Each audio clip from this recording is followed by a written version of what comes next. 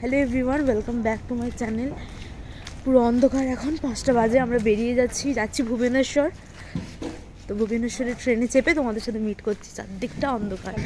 তো আমরা এখন আছি ভুবনেশ্বর রেলওয়ে স্টেশনে, আর ট্রেন আছে আমাদের 6:15-তে। টিকিট তো অলরেডি কাটা হয়ে গেছে।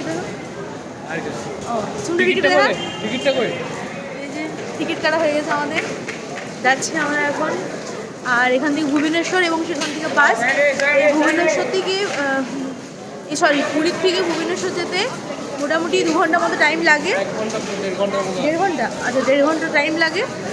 চলো যাওয়া যাক। ট্রেন আছে। যদি লোকাল ট্রেনে যাত্রা না হয় তাহলে আমার মনে হয় আধুরা জিনিস। আমরা পুরী স্টেশনে আসতে পারিনি আসার সময় হাওড়া থেকে, কিন্তু এখন সেটা পূরণ করছি। আসলে আমরা বাস পাইনি এখান থেকে পুরী থেকে ঘোরার জন্য, সমস্ত কিছু রিজার্ভ বুক হয়ে গেছে। তার জন্য আমাদেরকে ট্রেনে বাধ্যতায় যেতে হচ্ছে। তো এই বগিটাতে আমরা উঠেছি এখন। এই যে সব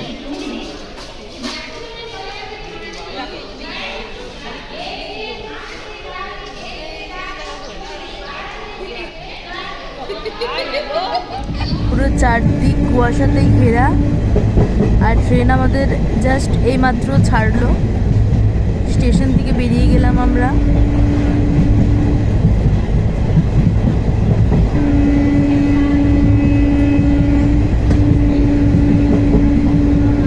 এই যে সব সকালে উঠে ঘুমিয়ে পড়েছে মারা, ক্লান্ত আছে। তো আমরা চলে এসেছি ভুবনেশ্বরে, নেমে গেলাম ট্রেন থেকে। যাচ্ছি এখন বাইরে বাসের জন্য।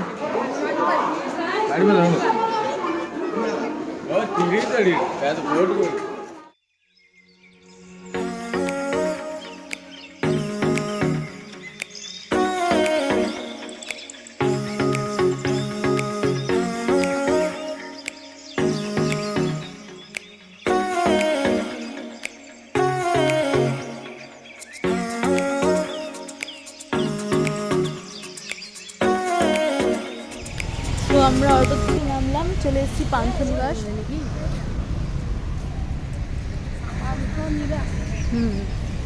এখান থেকে আমাদের বাস বুক করা আছে পান্থনিবাস থেকে। বেশি দূর না, আমরা একটু ঘুরে গিয়েছিলাম অন্যদিকে। যিনি অটো চালাচ্ছিলেন তিনি নতুন, রাস্তা জানেন না অতটা। তো যে ট্রেন স্টেশন আছে সেখান থেকে 15-20 মিনিট দূরত্বেই এই পান্থনিবাস। এটা গভর্নমেন্টের আন্ডারটেক। টিকিট দেখালে দিয়ে, তারপরে 6 জন হ্যাঁ। যেহেতু একদম ভোরবেলাতে আমরা হোটেল থেকে বেরিয়ে গিয়েছি, তো চা খাওয়া হয়নি। আমরা এখানে পান্থনিবাসে পৌঁছেই গেছি। অনেকটা টেনশন লাগছিল যে ঠিক টাইমে পৌঁছতে পারবো কি না। তো এবার যাচ্ছি চা খেতে। চা খাওয়া হয়ে গেছে। এবার আমরা যাচ্ছি বাসের জন্য। 8:30 বাজে। 8:30 কটা বাজে? 8:50। 9:15 বাস, সময় নেই। 9টা। 9টাতে বাস? 9:15। Yes, this is our bus.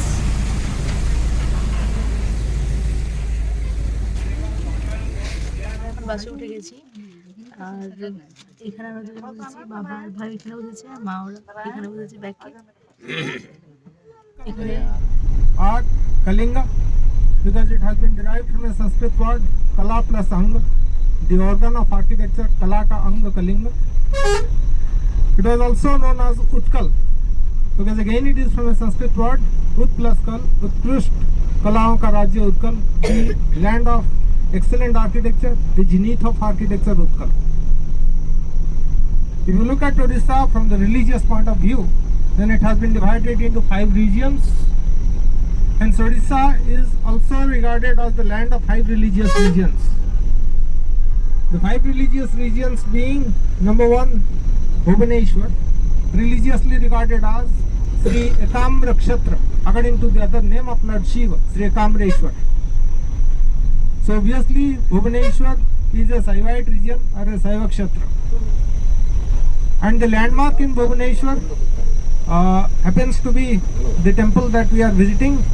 That is one of the highest temple superstructures in the world, the magnificent 1000 years old 11th century AD 128 feet high Sri Lingaraj temple complex. Bhubaneswar is Tosali. Tosali. And the literary meaning of the Sanskrit word Bhubaneswar, it is Bhuvan plus Iswar. Bhuvan, like the universe, Ishwar, none other than Lord Shiva. তো আমরা চলে এসেছি উদয়গিরি খণ্ডগিরিতে, বাস আমাদের ওখানে দাঁড়িয়ে আছে আর এই তো আমরা আগে যাচ্ছি। যিনি আমাদের ট্যুর গাইড ছিলেন তিনি আমাদের ব্রিফলি সমস্ত উড়িষ্যার হিস্ট্রি সমস্ত কিছু বর্ণনা করছিলেন।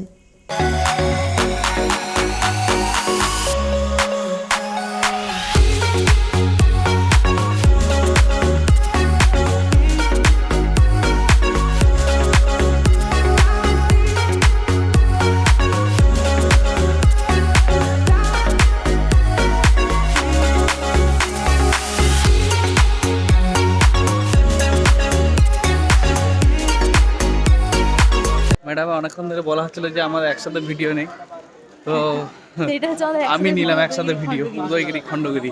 আমরা প্রথমে যাব খণ্ডগিরি, এরপর লাইনে দাঁড়াবো টিকিট কাউন্টারে। তো আমাদের সাথে অনেকজন আছে গ্রুপে, তো এখানে আমাদের সাথে ট্যুর গাইডও আছে, আগের সাথে আগে আছে। তো তোমাদেরকে দেখিয়ে দিই একটা জিনিস, এই যে খণ্ডগিরি চলে এসেছি আমরা, এই যে यस दिस साइड भाई साहब टिकट काउंटर देख।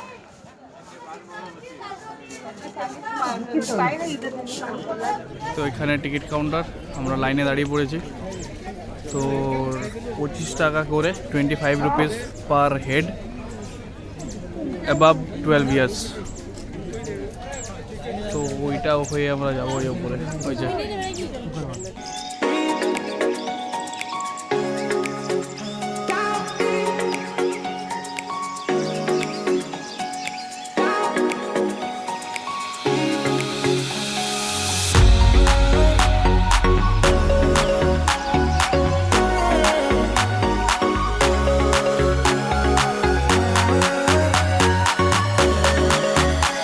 আমরা খণ্ডগিরিতে চলে এসেছি এখানে আর যাচ্ছি ওপরে। গাইড আছে আমাদের আগে আগে পুরো। আমাদের এখানে আর আধ ঘন্টা মতো ঘোরার টাইম আছে, 10:30টার সময় চলে যেতে হবে বাসের ওখানে। চলো এই ওর সাথে চলো না, কি বলবে কিছু শুনতে পাবো তো। রানী গুহা এটা। এই সামনেই যে কেভটা তোমরা দেখতে পাচ্ছ এটাই হচ্ছে রানী গুম্ফা আর রানী গুহা, যেটা কিনা এখানে সব থেকে সুন্দর গুহা।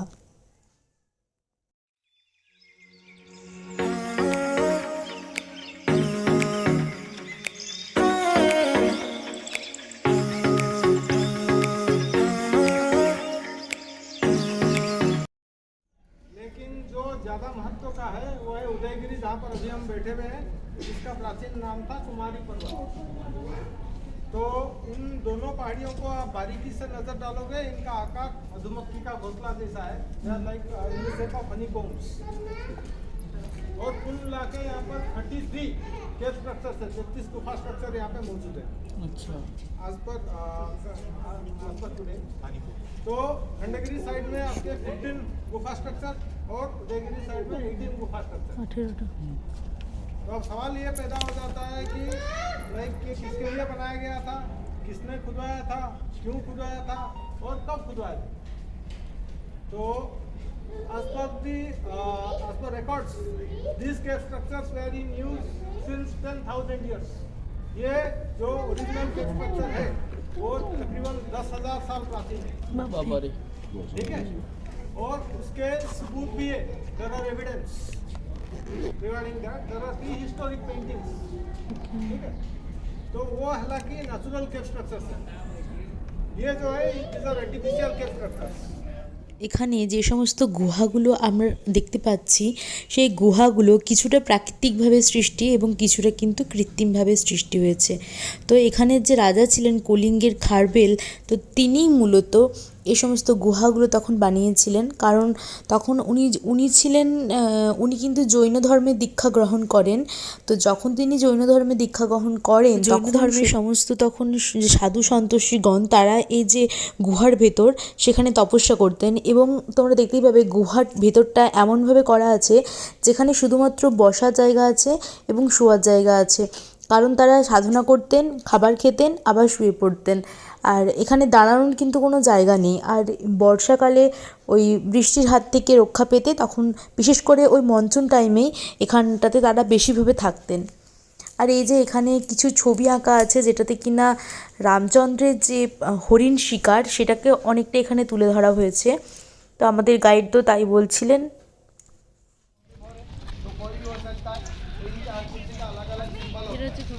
তো এটা হচ্ছে গণেশ গুফা।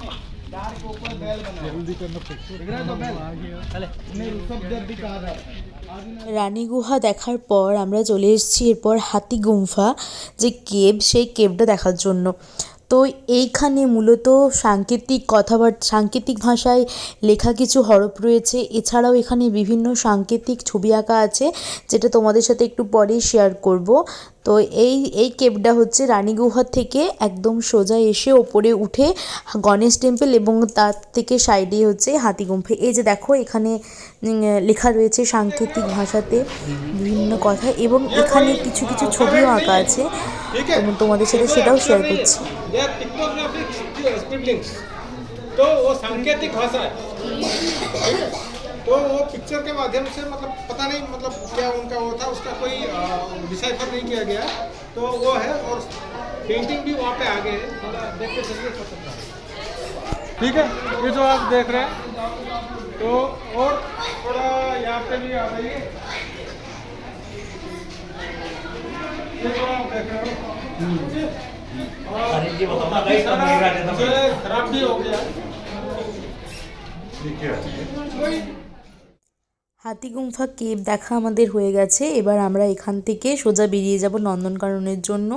আর ওই যে তোমরা দেখতে পাচ্ছ দূরে, ওটাই হচ্ছে গিয়ে উদয়গিরি। কিন্তু ওখানে সিঁড়িগুলো খুব খারাপ আছে, যার জন্য ওখানে আমরা যাচ্ছি না। আর আমাদের হাতে টাইমও খুব কম, যার জন্য আমরা এবার এখান থেকে বেরিয়ে যাচ্ছি। উদয়গিরি আর খণ্ডগিরি মিলিয়ে যে গুহা রয়েছে সেখানে মোট গুহা রয়েছে 33টা। উদয়গিরিতে রয়েছে 18টা এবং খণ্ডগিরিতে রয়েছে 15খানা মতো গুহা। তো আমরা এখন নিচে নেমে যাচ্ছি, একদম রাস্তাটা দেখবে ইনক্লাইন। আর ওই সাইডে চলে যাবি আমাদের। ওই সাইডে হচ্ছে ওই যে সিঁড়িগুলো খুব খারাপ, আর আমাদের হাতে টাইমও নেই। আমাদের ব্রেকফাস্ট করতে হবে, বাজে 10:30। এরপর যাবো নন্দনকানন। তো ওখানেও ফটোগ্রাফি আছে, ভিডিওস আছে, তোমাদের সাথে শেয়ার করব। চলো, বাবুরা সব এখানেই আছে, বেশি উৎপাত করছে না, কিন্তু খুব ভালো।